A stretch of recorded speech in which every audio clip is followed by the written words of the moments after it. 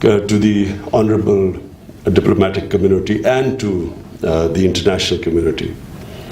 My fear about the way, the road that India has taken, I feel that unless the world community intervenes, India has seriously taken a path which is going to be self-destructive in India. Because when an ideology based on racial, and in this case also religious superiority, which is what that ideology of Hindutva is, and I'm sure that the international community knows that this ideology has been inspired by the Nazis in the 20s and 30s. And if you read the statements, the writings of the founding fathers of RSS, you will find that they admired the Nazis' idea of racial superiority and also the treatment of the Jews.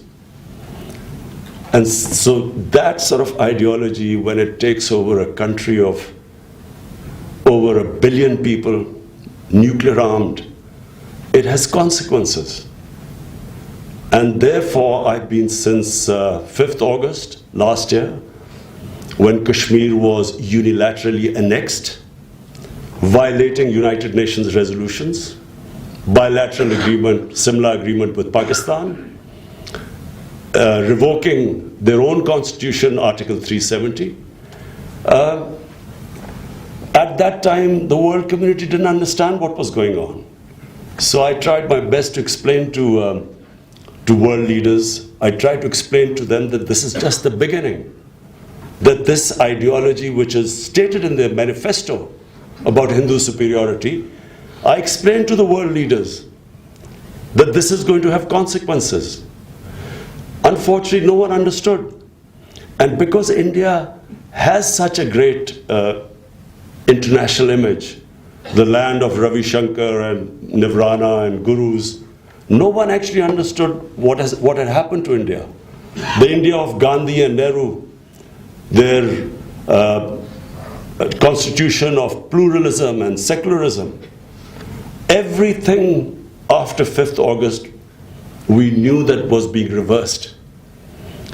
And the moment these two legislations took place, the Citizens Act and the Registration Act, clearly this was something which is not done in the modern world. This violates all humanitarian rights. What was happening in Kashmir, 8 million people under siege by 800,000 troops, as if they were not humans. And then followed by these two legislations. And what is happening right now in India? Gangs of RSS, equivalent to who were inspired by the Hitler brown shirts, them going and beating up people, and what was happening last night in Delhi. Unfortunately, this will get worse. And so my appeal to the international community is that this is the time to take action, to ask where this huge subcontinent is heading. It's not just a concern of Pakistan. It will concern the whole of the world. And if the international community does not act now, things will just keep getting worse.